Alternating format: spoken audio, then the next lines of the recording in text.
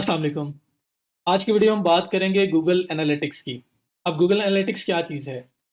जैसे कि आपको उसके नाम में एनालिटिक्स जो वर्ड यूज़ हुआ नज़र आ रहा है, इससे फ़ील होता है कि कुछ ना कुछ स्टैटिस्टिक्स होंगी, कुछ ना कुछ कोई ग्राफ्स होंगे, कुछ इस तरह की चीज़ समझ में आती है। गूगल एनालिटिक्स भी गूगल का ही एक टूल है, जिस तरह से गूगल वेब मास्टर टूल या गूगल सर्च कंसोल है।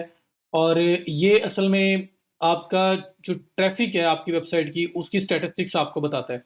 तो जैसे गूगल सर्च कंसोल एक हेल्थ चेकर था, एक मैंने बोला था it that is just like a doctor for your website, जो आपका साइट की हेल्थ चेकअप रखता है और कोई इश्यू आ रहा हो तो आपको आइडेंटिफ़ाई करता है। उसी तरह से गूगल एनालिटिक्स जो है वो आपकी ट्रैफ़िक स्टैट्स को कैलकुलेट करता है। ये डेडिकेटेडली ट्रैफ़िक के रिलेटेड है। सो आपकी साइट पे ट्रैफ़िक जो आ रही है वो कहाँ से आ रही है, किस ब्राउज़र से आ रही है, किस एरिया से आ रही है, किस कंट्री से, किस सिटी से, किस स्टेट से। इसके अलावा मतलब बहुत इन डेप्थ स्टैटिस्टिक्स, किस पेज पे यूज़र ने लैंड किया था, किस पेज पे जाके उसने आपकी साइट को लीव किया, जब कोई यूज़र आपकी साइट पे आया तो वो कितनी देर रहा, वो फौरी तौर पे आके चला गया, 1 सेकंड में चला गया, 2 सेकंड में, 30 सेकंड में, कितनी देर उसने स्टे किया, उसके बारे में स्टैटिस्टिक्स। उसके अलावा ट्रैफ़िक आई कहाँ से थी, वो गूगल से आई थी, वो याहू से आई थी, वो बिंग से आई थी, वो फेसबुक से आई थी, वो लिंक्डइन से आई थी, वो ट्विटर से आई थी, कहाँ से वो ट्रैफ़िक आई और फिर उसने कैसा बिहेव किया, मीन्स कि किस-किस पेज पे वो यूज़र गया और वहाँ पे उसने क्या एक्टिविटी की और उसके बाद कहाँ से वो आउट हो गया। सो आपको वो पूरी डिटेल्ड स्टैटिस्टिक्स आपको यहाँ पे प्रोवाइड करता है। So that is why we always set up Google Analytics. ये भी एक मस्ट हैव टूल है और साइट वाइड है, एक ही बार सेटअप करना है पूरी साइट पे और उसके बाद आपको दोबारा इसको सेटअप करने की ज़रूरत नहीं है। सिर्फ़ आप स्टैटिस्टिक्स देखते हो, जब तक आप इसको रिमूव नहीं करोगे साइट से, ये रिमूव नहीं होगा। तो पूरी साइट के लिए एक ही बार सेटअप होता है, जैसे बिंग वेब मास्टर टूल है, जैसे गूगल सर्च कंसोल है, बिल्कुल वैसे ही। सो हम लोग इसको सेटअप करते हैं क्योंकि हमें ट्रैफ़िक की स्टैटिस्टिक्स चाहिए, हमें ट्रैफ़िक को मेज़र करना है, हमें देखना है कि जब यूज़र हमारी साइट पे आते हैं तो वो कैसा इंटरैक्ट करते हैं। कहीं ऐसा तो नहीं है कि यूज़र्स आ जाते हैं लेकिन आके फ़ौरन 1-2 सेकंड में लीव करके चले जाते हैं हमारी साइट। अगर ऐसा हो कि बहुत सारे लोग आ रहे हैं बट आके 1 सेकंड, 2 सेकंड, 3 सेकंड, 5 सेकंड रुकते हैं और उसके बाद चले जाते हैं, तो दैट मीन्स कि हमारे उस पेज पे उनके लिए वैल्यू नहीं है। हमारे उस पेज पे उन लोगों के लिए जो वो देखना चाह रहे हैं उसकी अवेलेबिलिटी नहीं है। तो हमें उस पेज को इम्प्रूव करना पड़ेगा। हमें उसमें इमेजेस, उसके टेक्स्ट को इम्प्रूव करके, इमेजेस लगा के, वीडियोज़ लगा के उसको ज़्यादा एंगेजिंग बनाना पड़ेगा, ताकि जब यूज़र लैंड करे उस पेज के ऊपर, उस पेज पे आए तो उसको असल में वो चीज़ मिले जो वो देखना चाह रहा है। अगर उसको वो चीज़ मिलेगी तो वो स्टे करेगा, रीड करेगा, टाइम लगाएगा।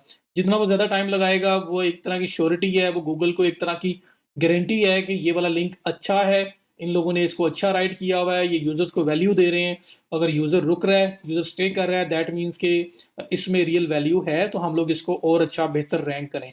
और अगर ऐसा नहीं होगा, तो वो आपको डी रैंक कर देंगे, आपको डाउन कर देंगे, पुश डाउन करेंगे गूगल वाले, क्योंकि उन्हें नज़र आ रहा होगा कि यूज़र को वैल्यू नहीं मिल रही, यूज़र को अपना रिलेटेड कंटेंट नहीं मिल रहा। इसी वजह से वो शायद आते हैं और फ़ौरन चले जाते हैं। तो हम बहुत सारी डिसीजन मेकिंग में हमें हेल्प मिलती है। सो हम इसका सेटअप करते हैं। मैं आया वेबसाइट पे, वेबसाइट के साथ ही मैं यहाँ पे गूगल ओपन करता हूँ।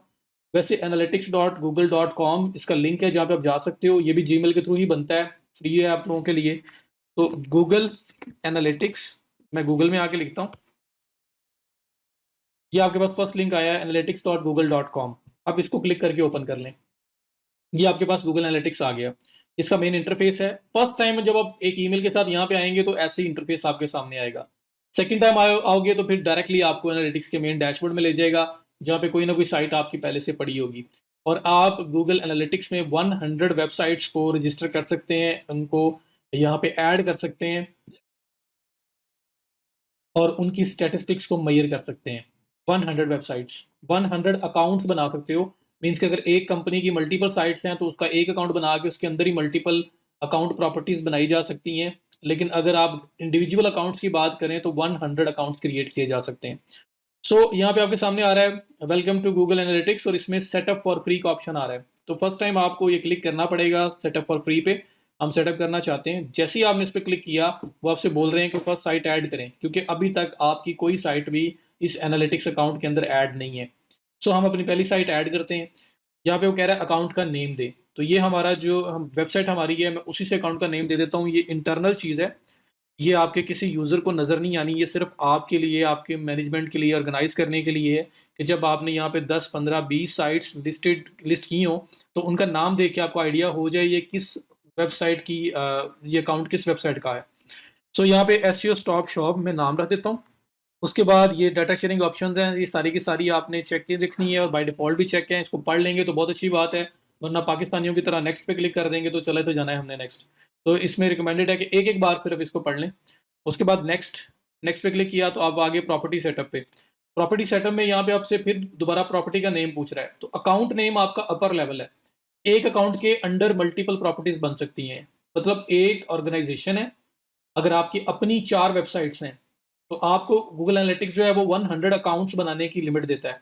तो मैंने एक अकाउंट तो स्टार्ट कर दिया ना, जो फर्स्ट स्टेप था इसमें अकाउंट सेटअप में मैंने अकाउंट का नाम रखा, तो अकाउंट तो एक बन रहा है ये।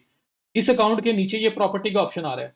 तो अगर मेरी अपनी 4 वेबसाइट्स हैं, तो मुझे ये चाहिए कि अगर मैं स्पेस को हैंडल करना चाहता हूँ अच्छे वे से और साथ-साथ मैं मैनेजमेंट ज़्यादा अच्छी करना चाहता हूँ कि अंडर वन अकाउंट ही मेरी साइट्स सारी की सारी पड़ी हों, तो मुझे ये चाहिए कि अकाउंट मैं एक ऐड करूँ, उस अकाउंट का नाम मैं अपने नाम से, अपनी कंपनी के नाम से रख लूँ और उसके नीचे जो आपकी प्रॉपर्टीज़ हैं, वो आपकी वेबसाइट्स होंगी।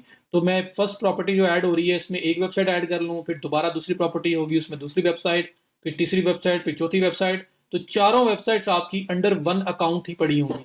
तो असल में जो आउट ऑफ 100 अकाउंट्स की जो लिमिट है, उसमें से आपने जो यूज़ की होगी, वो सिर्फ एक अकाउंट यूज़ किया होगा और उसी अकाउंट के अंदर प्रॉपर्टीज़ मल्टीपल बनाई होंगी। तो अगर एक ही क्लाइंट की मल्टीपल साइट्स हैं, तो बजाय इसके कि हर साइट का अलग अकाउंट बनाओ, बन जाता है, कोई इश्यू नहीं है। हर साइट को एज़ अ सेपरेट अकाउंट आप लिस्ट कर सकते हो। लेकिन 100 की लिमिट है एक जीमेल के अंडर और उसके बाद आपको फिर दूसरा जीमेल अकाउंट यूज़ करना पड़ेगा। तो अगर एक ही क्लाइंट की मल्टीपल साइट्स हैं, तो हमें चाहिए कि उसका अकाउंट एक ही बनाएँ, जैसे मैंने ये ऊपर बनाया है और उसके नीचे जो उसकी साइट्स हैं, उस उन उनको एज़ प्रॉपर्टीज़ उनको ऐड कर दें। तो first sight property 1, second site property 2, property 3 इस तरह से। तो अगर मैं यही कंसिडर करूँ कि मेरी मल्टीपल साइट्स हैं, तो अकाउंट एक ही बन गया, ऐसे स्टॉप शॉप, ये जी मेरा कंपनी है जी, इसके नीचे मल्टीपल साइट्स हैं जो मैं क्लाइंट्स की मैनेज कर रहा हूँ या अपनी मैनेज कर रहा हूँ। उसके नीचे पहली प्रॉपर्टी, फर्स्ट साइट की फर्स्ट प्रॉपर्टी, फिर सेकंड साइट की सेकंड प्रॉपर्टी, थर्ड साइट की थर्ड प्रॉपर्टी, आप इस तरह से बना सकते हैं। तो पहली प्रॉपर्टी हम बनाते हैं, यहाँ पे इसका नाम देना है, तो इसका नाम भी मैं रख लेता हूँ, मैं कहता हूँ जी साइट 1 इन केस। साइट 1 का जो नाम होगा वो रख दूँगा। इस केस में तो साइट 1 मेरी जो है वो एसईओ स्टॉप शॉप ही है, तो मैं वो रख देता हूँ। समझिए कि अकाउंट नेम हमने कुछ और रखा हुआ है, कंपनी का नाम और उसके नीचे एक साइट है जिसका नाम है एसईओ स्टॉप शॉप, तो मैंने उसको उसी नाम से रख दिया, ताकि जब एक अकाउंट के अंडर भी 3-4 प्रॉपर्टीज़ होंगी तो उनके नाम से पता चल जाए इसके अंदर कौन-सी वेबसाइट है। तो ये मैंने रखा। उसके बाद यूनाइटेड स्टेट्स किस एरिया की साइट है, ताकि रिपोर्टिंग आपकी अच्छी तरीके से हो जाए। ये ना हो कि आपको विज़िटर शो हो रहा हो कि विज़िटर जो है वो सुबह के 9 बजे आया है और आपने टाइम ज़ोन यूएसए सेलेक्ट किया हुआ है, लेकिन आप असल में पाकिस्तान के अंदर ऑपरेट कर रहे हो, तो वो सुबह वाला शाम को शो होगा, शाम वाला सुबह को शो होगा। मतलब आपको टाइम सही शो नहीं हो रहा होगा, जिससे आपकी मेजरमेंट या आपको स्टडी करने में, एनालाइज़ करने में कुछ इश्यू आ सकता है। तो अगर क्लाइंट यूएसए का है, तो यूएसए करें, या आपकी अपनी साइट अगर आप यूएसए के अकॉर्डिंगली रिपोर्ट चाहते हैं, तो यूएसए करें। जिस एरिया के अकॉर्डिंगली भी आप रिपोर्ट चाहते हैं, रिपोर्टिंग आपका उस टाइम ज़ोन को फ़ॉलो करे रिपोर्टिंग आपकी, तो आपने वो सिलेक्ट करना है। उसके बाद है करेंसी यूएसडी। उसके बाद आपके पास नेक्स्ट ऑप्शन है शो एडवांस, जो है ये पुराना, अगर आपको एनालिटिक्स का कोड चाहिए तो फिर आप इस साइड पे जाते हो, वरना जो भी जो भी रिसेंटली चल रहे हैं, जो टैग्स चले हैं, आप उसको यूज़ करना चाहते हो तो आपको एडवांस्ड वगैरह में जाने की ज़रूरत नहीं है। सो स्टेप 1 के अंदर मैंने नाम दिया, स्टेप 2 के अंदर मैंने प्रॉपर्टी का नेम दिया और reporting time zone currency select की। उसके बाद नेक्स्ट पे क्लिक करेंगे आप, तो आपके पास business information about your business. तो यहाँ पे वो कह रहा है इंडस्ट्री कौन सी है आपकी, तो मैं यहाँ पे अगर बोलूँ उनको मेरी इंडस्ट्री है ट्रैवल रिलेटेड, क्योंकि मैंने एक ट्रैवलिंग का आर्टिकल पब्लिश किया था, तो मैं इस वजह से कह रहा हूँ कि सपोज़, तो मैं आपको बोल रहा हूँ सपोज़ सपोज़ ये हमारी साइट ट्रैवल के रिलेटेड है, तो हमने ट्रैवल सेलेक्ट कर दिया। और उसके बाद फिर बिज़नेस साइज़ क्या, मैं कहता हूँ स्मॉल है, उसके बाद क्या-क्या मेजर करना चाहते हो, मैं बोलता हूँ ये सब चीज़ें मुझे मेजर करनी है। अदर में अगर इनके अलावा कुछ मेजर करना है तो आप अदर में आओगे, वरना ये सब चीज़ें मुझे मेजर करनी है। मेजर ऐप इंस्टॉल्स, तो ऐप इंस्टॉल्स अगर ऐप आपकी नहीं है तो आप इसको स्किप कर सकते हैं, बाकी सब कुछ आपने सेलेक्ट कर लिया। उसके बाद आप क्रिएट पे क्लिक करेंगे, तो अब यहाँ पे स्टेप 1 में अकाउंट नेम, स्टेप 2 में प्रॉपर्टी नेम, वेबसाइट का नाम और उसका करेंसी और reporting time zone. About your business step 3, इसमें सिर्फ़ और सिर्फ़ इंडस्ट्री सेलेक्ट की है, साइज़ सेलेक्ट किया है और क्या-क्या मेजर करना चाहते हो बस। उसके बाद आप क्रिएट पे क्लिक कर देंगे। तो आपके ये 3 स्टेप्स हो गए। अब यहाँ पे वो आपसे पूछ रहा है किस एरिया के अकॉर्डिंगली, वो जो आपकी डाटा सिक्योरिटी उनकी गाइडलाइंस हैं, जो टर्म्स एंड कंडीशंस हैं, वो आपसे कंसेंट लेना चाहते हैं कि वो कल को कोई इश्यू ना हो। तो यूनाइटेड स्टेट्स के अकॉर्डिंगली आपको कि जो भी आपका एरिया होगा, अभी हम यूएसए कंसिडर कर रहे हैं तो यूएसए, आप टर्म्स एंड कंडीशंस को एक बार पढ़ लो, सिर्फ एक ही बार पढ़ लो कि काफ़ी होगा, आपको बाद में याद रहेगा कि क्या उनकी टर्म्स हैं। और अगर नहीं भी पढ़नी तो आपको चेक तो करना ही पड़ना है, कंसेंट तो देनी ही पड़नी है। तो ये दोनों आप डाटा शीट जो विद गूगल जो है इसकी जो टर्म्स हैं, और दूसरी जो आपकी है एनालिटिक्स की जो टर्म्स हैं, दोनों यहाँ पे हैं, उनको दोनों का आपने कंसेंट देनी है, उनको चेक करना है बॉक्सेस को, और फिर ये आई एक्सेप्ट का जो बटन बना हुआ है उस पर क्लिक कर देना है। जैसे ही आप ये क्लिक करेंगे, अब आपसे वो नेक्स्ट विंडो में पूछेगा भाई क्या ट्रैक करवाना चाह रहे हो, वेबसाइट, मोबाइल ऐप या सिर्फ मोबाइल ऐप, क्या करवाना चाह रहे हैं। तो ये वो कह रहा है कि आपको कोई परफॉर्मेंस, आपको ईमेल्स वगैरह भेजते रहें, टिप्स वगैरह देते रहें, हम बोलेंगे जी हाँ जी करते रहें, सेव। नहीं करना चाहते आप छोड़ दें, ना चेक करें। यहाँ भी अब आपसे वो पूछ रहा है कि आप क्या ट्रैक करवाना चाह रहे हो, iOS ऐप करवानी है, एंड्रॉयड ऐप करवानी है या वेब करवानी है। तो फिलहाल हमारे पास है वेबसाइट, हम वेबसाइट का डाटा ट्रैक करना चाह रहे हैं, उस पर ट्रैफिक ट्रैक करना चाह रहे हैं। तो मैं वेबसाइट पे ये सेटअप जो आ रहा है इस पर क्लिक करूंगा। जैसे मैंने ये क्लिक किया, मुझसे पूछ रहा है वेबसाइट का लिंक दें। अब मेरे वेबसाइट का लिंक है ये पार्ट .com तक, जो पब्लिक लिंक है, WP-admin नहीं आएगा। तो यहाँ पे वो कह रहा है पेस्ट करें, और ये www से स्टार्ट हो रहा है। वो मुझे कह रहा है HTTPS आपने नहीं लगाना। अगर मैं लगाऊंगा तो देखिए वो कह रहा है आपकी जो इनवैलिड है, लिंक आपका इनवैलिड है। क्यों है? ये HTTP जो पहले आ रहा है, या HTTPS जो सिक्योरिटी प्रोटोकॉल लगा होता है, SSL लगा हो या ना लगा हो, तो अब ये वो कह रहा है कि हमने पहले फिक्स किया हुआ है। अब यहाँ बताओ कि आपकी साइट HTTP में ओपन होती है या HTTPS में होती है। हमारी साइट HTTP में है, तो यहाँ पे सेलेक्ट कर लो, और उसके बाद यहाँ पे आपको रिपीट करने की ज़रूरत नहीं है। आप यहाँ पे सिंपल स्टार्ट करें, बाकी जो वेबसाइट का पार्ट है, www से स्टार्ट हो रही है, www से तो वो लगा के करें, अगर उसके बगैर है तो उसके बगैर करें, बाकी पार्ट यहाँ पे दें। HTTP है या HTTPS है वो पहले यहाँ पे सेलेक्ट कर लो। तो मैंने वो सिलेक्ट कर लिया। उसके बाद मुझे कह रहा है स्ट्रीम का नाम बताएं, इस वेबसाइट का नाम बताएं, हमने ट्रैकिंग में क्या शो करना है। तो मैं कहता हूँ जी अगेन, इसका नाम SEO stop shop stream name है, जो साइट है उसी नाम से मैंने स्ट्रीम नेम रख दिया।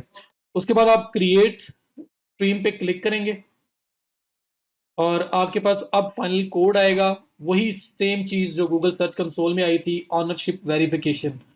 अभी तक जो काम मैंने किया है उसमें मुझसे कोई ऐसी चीज नहीं पूछी गई जो प्रूव करे कि ये साइट मेरी है। मैं यहाँ पे इस स्टेप तक facebook.com को ऐड करके भी पहुंच सकता था, मैं दुनिया की किसी भी वेबसाइट को मैं ऐड करता तो इस स्टेप तक मैं आ सकता था। कोई किसी किस्म की वेरिफिकेशन नहीं मांगी गई, किसी किस्म का कोई प्रूफ नहीं मांगा गया कि साइट आपकी है, इसको प्रूव करें ना करें, कुछ भी ऐसा नहीं मांगा गया।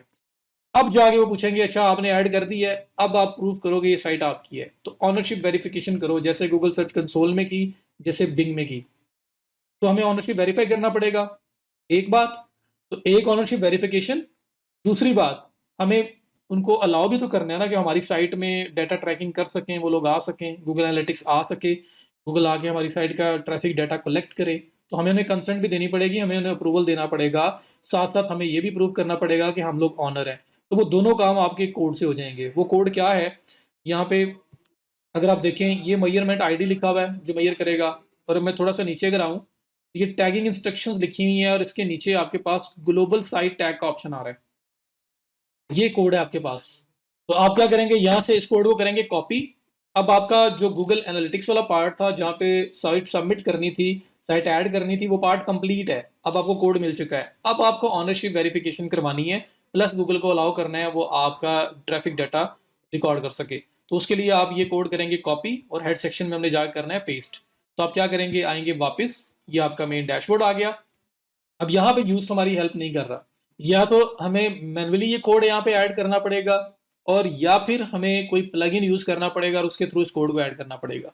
मैं आपको मैन्युअली भी बता देता हूँ, और प्लस मैं आपको अभी एक प्लगइन डिस्क्लोज करता हूँ। वो प्लगइन ऐसा है कि जब भी कोई भी कोड आपको हेडर में ऐड करने की बात की जा रही हो, तो आप उस प्लगइन के थ्रू वो काम कर सकते हैं। इवन कि हम लोगों ने गूगल सर्च कंसोल किया और बिंग का टैग किया, वो हमने यूज्ड में जाके ऐड किए थे। अगर वो प्लगइन हमारे पास हो, जो मैं अभी आपको बताऊंगा, तो हमें यूज में भी जाने की जरूरत नहीं थी। कोई भी साइट जो हमें हेडर के अंदर कोई कोड पेस्ट करने को बोलती है, हम लोग उस प्लगइन की सेटिंग में जाके वो कोड ऐड कर देंगे, हमारा काम खत्म। तो वो हमारे बिहाफ पे खुद ही बैक पे हेडर पे वो सब कोड ऐड कर दिया करेगा।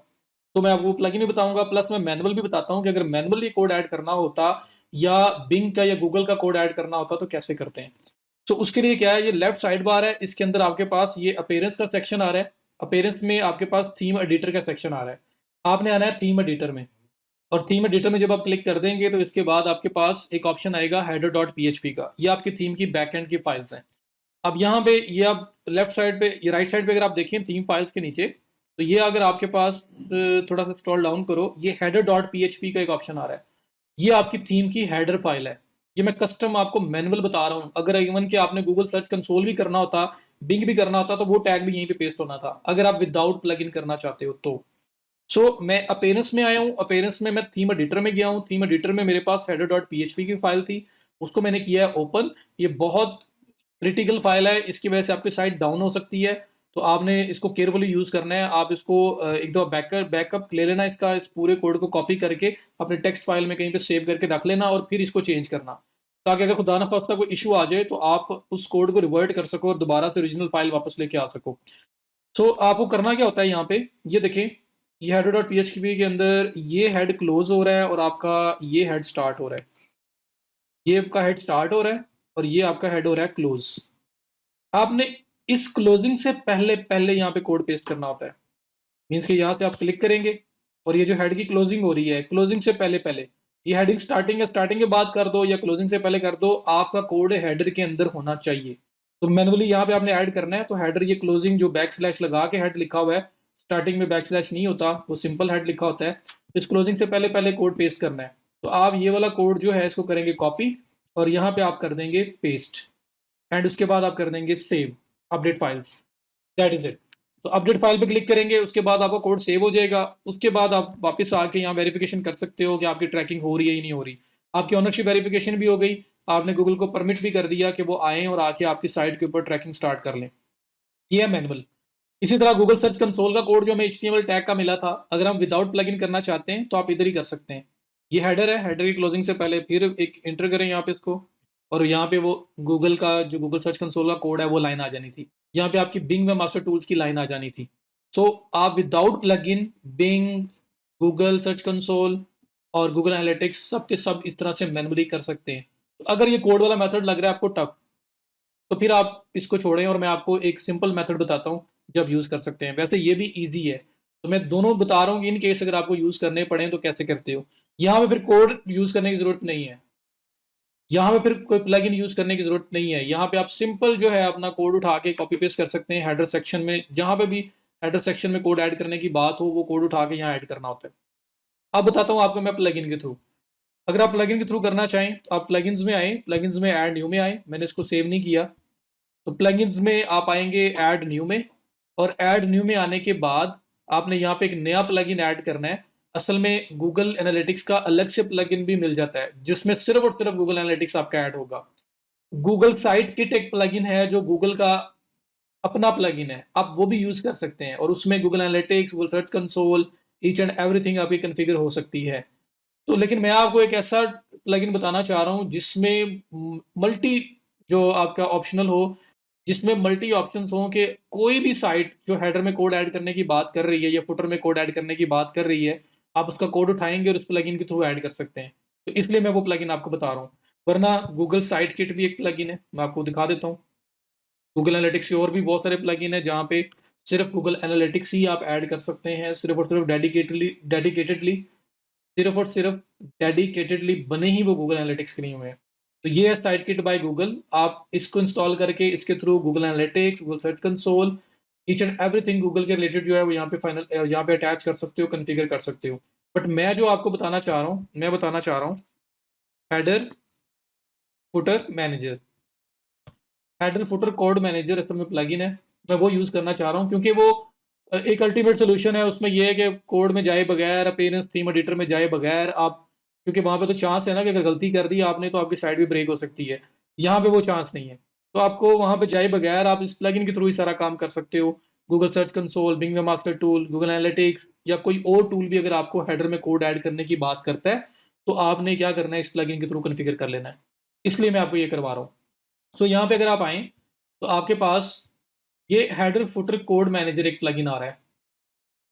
इसको आपने कर लेना है इंस्टॉल, और इंस्टॉल करके कर देना है एक्टिवेट। और फिर मैं आपको बताता हूँ कि इसके अंदर हमने कैसे इसको यूज़ करना है।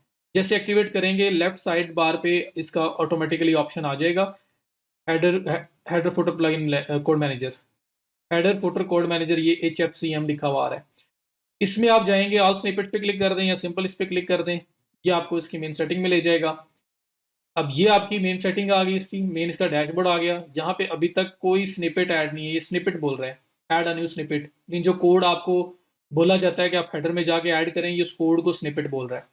तो यहाँ पे आपने अगर गूगल एनालिटिक्स ऐड करना है तो ये ऐड न्यू स्निपेट जो लिखा हुआ आ रहा है ना, आप इस करेंगे, इसके पे आप इस पे करेंगे क्लिक। क्लिक करने के बाद ये आपके पास स्निपेट कोड लिखा हुआ आ रहा है, यहाँ पे आप कर देंगे वो कोड कॉपी पेस्ट। यहाँ पे लिखेंगे इसका नाम, तो मैं लिखूंगा गूगल एनालिटिक्स, ये गूगल एनालिटिक्स का कोड है ये मेरे लिए, ताकि मुझे पता लगता रहे कि इसके अंदर कौन सा कोड है। यहाँ लिखा हुआ है कि डिस्प्ले कहाँ करवाना है, साइट वाइड पूरी साइट के लिए ऐड करना है या किसी एक स्पेसिफिक पेज पोस्ट पे ऐड करना है, तो पूरी साइट पे ऐड करना है। लोकेशन कहाँ पे ऐड हो, हेडर में या फुटर में, तो हमने बोला है जी हेडर में ऐड हो, क्योंकि हमें गूगल ने बोला था, गूगल एनालिटिक्स ने बोला था कि हेडर में ये कोड ऐड करना है। सो हेडर में क्लिक किया। उसके बाद ये कोड स्टेटस क्या होगा, एक्टिव होगा जी, एक्टिव होगा, बस काम हो गया। अब ये कोड मैनेजर क्या करेगा कि ये आपके बिहाफ पे इस कोड को साइट का हेडर जो है header.php उसके अंदर इंक्लूड कर देगा। तो आपके लिए बड़ा फिजिबल है, आपने फ्रंट एंड पे छोटा सा बॉक्स में काम किया है, वो जो बैक एंड वाला काम है वो ऑटोमेटिकली होता रहेगा। सो ये करने के बाद अगर मैं वापस जाता हूँ, मैं यहाँ पे HFCM जो हेडर फुटर कोड मैनेजर है उस पर क्लिक करता हूँ, तो आप देखें यहाँ पे एक कोड ऐड हो चुका हुआ है, एक स्निपेट ऐड हो चुका हुआ है जिसका नाम है गूगल एनालिटिक्स। ये ऑन है इस टाइम, साइट वाइड है, पूरी साइट के लिए है, हेडर लोकेशन में है, शो ऑन ऑल डिवाइसेस, सब डिवाइसेस के लिए है। अगर मुझे कभी इसको ऑफ करना पड़ जाए तो मैं यहाँ पे सिर्फ टर्न ऑफ करूंगा तो ये ऑफ हो जाएगा, डिलीट करना है तो डिलीट का ऑप्शन भी आपके पास है। तो ये इस तरह से आप ऐड कर सकते हो। ऐसे ही अगर आपने गूगल सर्च कंसोल या बिंग वेबमास्टर टूल्स भी यहीं से वेरीफाई करना था, हमारे पास यूज था तो हमने वहां से कर दिया है। अगर यूज ना होता और हमें यहाँ से उसको वेरीफाई करना है तो आप कैसे करोगे, आप ऐड न्यू स्निपेट पे क्लिक करेंगे और जो स्निपेट का नाम है, स्निपेट के नाम में आप जो बिंग वेबमास्टर टूल या गूगल सर्च कंसोल है वो लिख दोगे ताकि पता लगता रहे इसके अंदर कौन सा कोड है। हेडर में उन्होंने बोला था ऐड करो तो हेडर वैसे ही रहेगा, सिर्फ यहाँ पे वो जो एक लाइन का कोड था HTML टैग वो पेस्ट करके सेव, वो भी यहाँ पे ऐड हो जाना था। तो जो कोई भी आपको हेडर के अंदर कोड ऐड करने को बोले और आपने वेरिफिकेशन करनी है तो आप हेडर फुटर कोड मैनेजर के थ्रू उसको हैंडल कर सकते हो।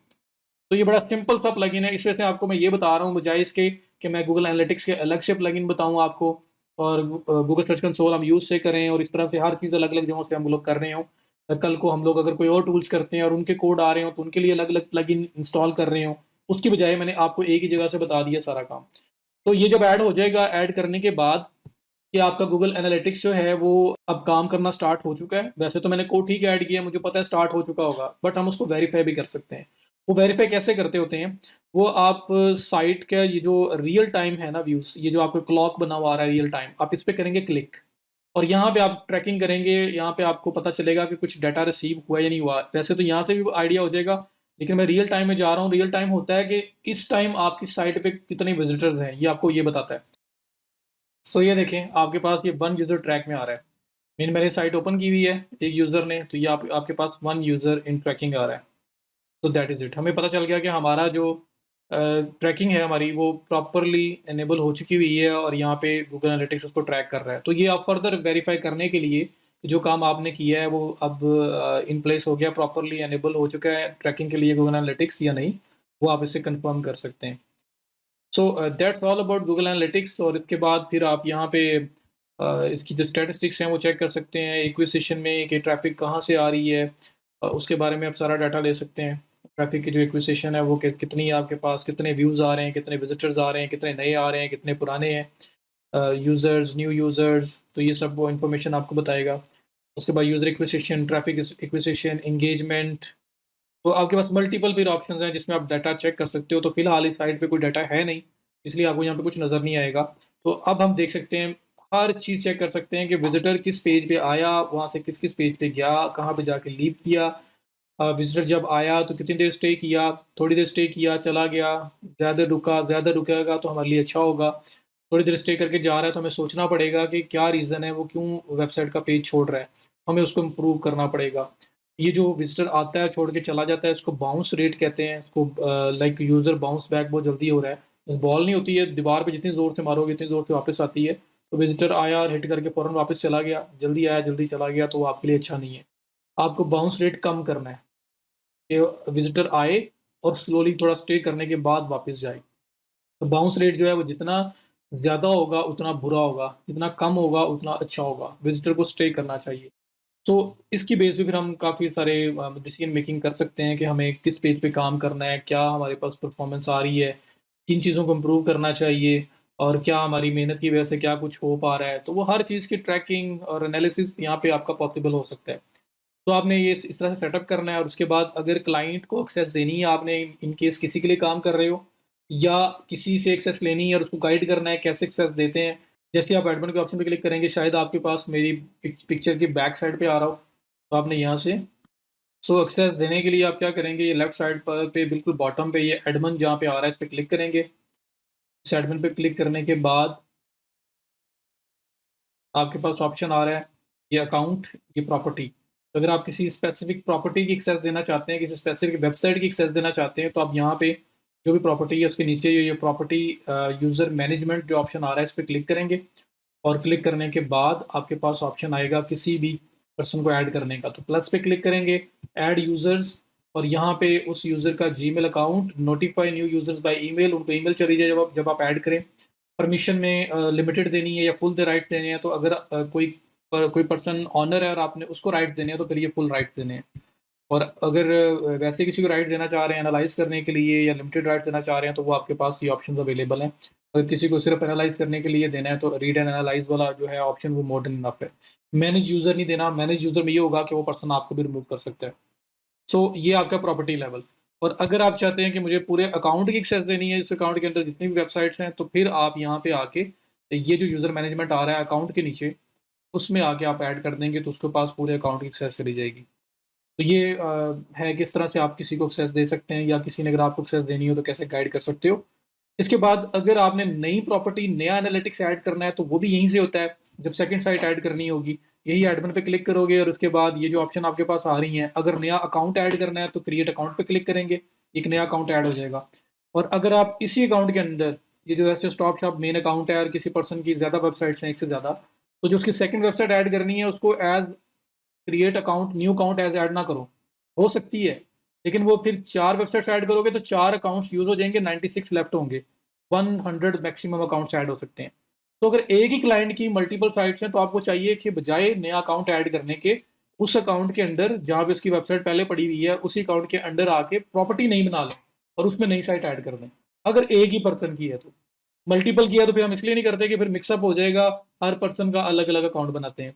लेकिन अगर एक ही पर्सन की मल्टीपल साइट्स हैं तो फिर आप अकाउंट के नीचे जो प्रॉपर्टी का ऑप्शन है, इस प्रॉपर्टी में आके उसकी दूसरी साइट, तीसरी साइट, चौथी साइट ऐड कर सकते हैं। तो फिर यहीं से स्टार्ट होगा, क्रिएट प्रॉपर्टी पे क्लिक करोगे, तो अब अकाउंट लेवल वाली ऑप्शन नहीं आएँगी। बाकी आपका वही प्रॉपर्टी नेम दें और यहाँ पे आप टाइम ज़ोन सेलेक्ट करें, रिपोर्टिंग ज़ोन जो है और उसके बाद करेंसी और उसके बाद नेक्स्ट में बिज़नेस साइज़ वगैरह वो पूछेगा और फिर बाद में वेबसाइट वगैरह लेगा आपसे। और अगर अकाउंट से स्टार्ट करोगे तो फिर अकाउंट में बिल्कुल वो स्क्रैच से जिस तरह से पहले हमने बनाया था, वहीं से स्टार्ट होगा। पहले अकाउंट नेम देंगे, फिर प्रॉपर्टी नेम देंगे, फिर उसके बाद आप जो कैटेगरी वगैरह सेलेक्ट करोगे और उसके बाद जाके वेबसाइट वाला काम होगा। तो ये इस तरह से आप लोग ऐड कर सकते हैं। सो आई होप कि आप लोगों को इससे कुछ हेल्प मिली होगी, आपको समझ आया होगा गूगल एनालिटिक्स किस तरह से सेटअप करते हैं। That's it for this video. Thank you so much. See you in the next video.